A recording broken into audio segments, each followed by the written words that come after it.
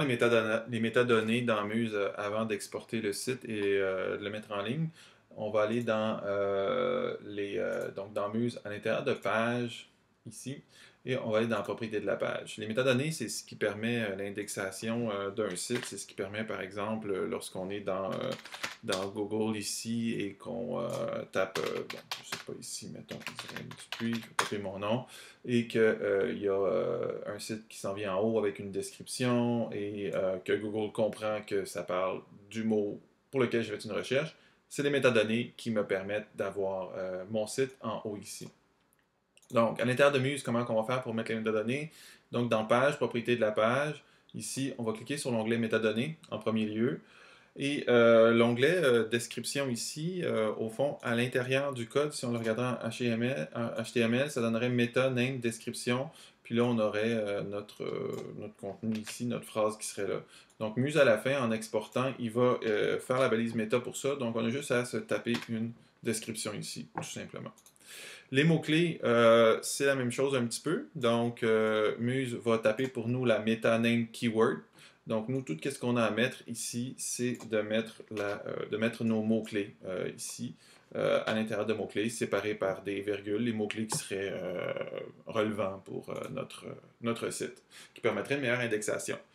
La troisième catégorie, dans le fond, lui, Muse permet deux types de méta, la méta description puis la méta keyword. On peut ajouter d'autres méta à l'intérieur de ça, ici, comme par exemple, bon, je sais pas, méta name author. Ça pourrait être ça ici. Donc, on a juste à taper la méta exactement comme on la retrouverait dans le code HTML, donc avec les guillemets ouvrants, les crochets ouvrants, crochets fermants, les bons guillemets, etc., etc. Et de taper ça à cet endroit-là. On pourrait aussi mettre d'autres choses là, comme on voudrait là, ici. En passant, dans Google, ici, lorsque je suis dans Google, la description, ça, ici, la description, c'est ce qui va être affiché ici dans Google au niveau de la description. Donc, c'est quand même très important d'en mettre une description. Puis les mots-clés, c'est comme ça qu'il va travailler pour pouvoir aller chercher mon site. Quelle autre chose qu'on a au niveau des méthodes? De préparer le site avant de l'envoyer. Donc, pas vraiment dans les méta, mais dans la façon de personnaliser l'indexation.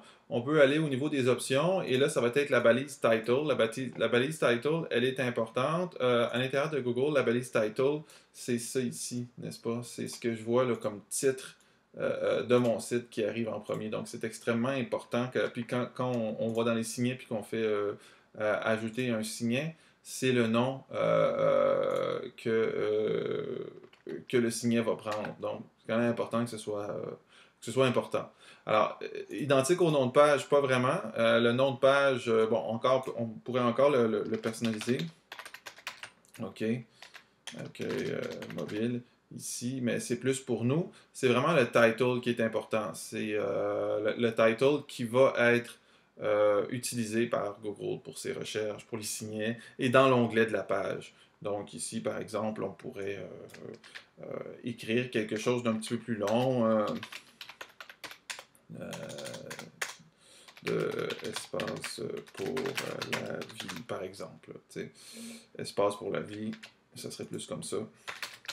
Accueil du site mobile. Mettre le nom qui est le plus significatif en premier. Ça aurait de l'allure ici. Là. Espace pour la vie, accueil du site mobile. Ça serait un bon title.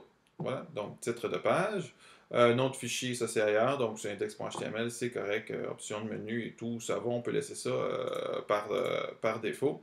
Alors, oui, dans mise en page ici, dans mise en page, on peut mettre un favicon.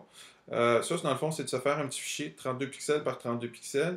C'est ce qui va arriver à l'intérieur d'un site. Alors là, est-ce que j'en ai un ici? Comme, admettons, lorsque je suis dans LinkedIn ici, par exemple, mon petit IN. Donc, c'est de se faire un petit icône 32 pixels par 32 pixels en PNG. On pèse sur ça, puis ça vient l'ajouter, puis ça le met dans la barre d'adresse. Donc, ça aussi, c'est bien. Alors, on vient de faire le tour des métadonnées et des options avant de publier un site. Et voilà ce qu'il y a à faire avant de publier le site. Dans le prochain, on va voir quoi faire